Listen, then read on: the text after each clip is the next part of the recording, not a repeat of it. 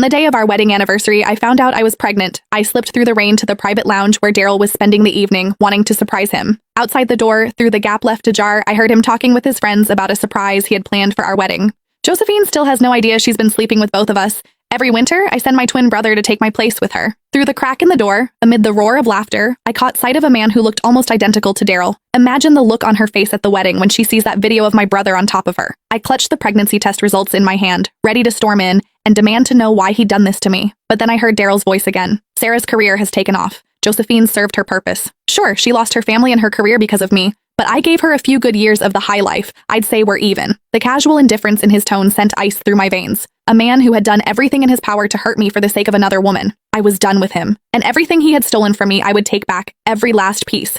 Inside the private lounge, the men kept egging each other on. Come on, Daryl, you've lost 3 rounds of dice in a row. You owe us something juicy. What's this big surprise you've got planned for Josephine at next week's makeup wedding? I stood outside the door, heart brimming with sweetness. 3 years since we'd signed the marriage certificate, and Daryl had been so consumed by work that the wedding kept getting pushed back. Now I was going to bring our baby along and finally make it complete. Ha! Bro, Josephine is such a fool. She has absolutely no clue you've got an identical twin brother. What do you guys think? If she finds out at the wedding that the man keeping her warm every winter was actually me, and then she sees our little bedroom video, will she lose it right there on the spot? The laughter inside swelled even louder. My legs buckled, and I nearly collapsed. I stepped forward, pressed myself against the doorframe, and peered through the gap. Beside Daryl sat a man with the exact same face. Daryl leaned back on the sofa and clapped him on the shoulder. Vincent Sanchez, I owe you for these past 2 years. Your visits made it possible for me to be with Sarah. The man exhaled a stream of smoke, the haze blurring his features.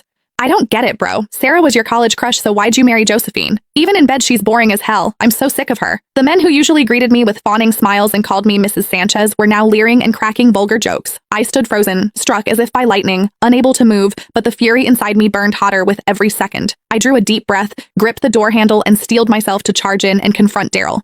Then the words from inside stopped me dead. I was only ever with her for Sarah's sake. At the sound of that name, my fingers tightened around the pregnancy report until the paper crumpled. There was a tenderness in Daryl's voice I had never once heard before. Sarah went abroad right after college to chase her dream of becoming a jewelry designer. By the time I wanted to go find her, she'd gotten married. Later, when the international jewelry design competition came around, Sarah was so anxious about Josephine entering the same contest that she couldn't sleep.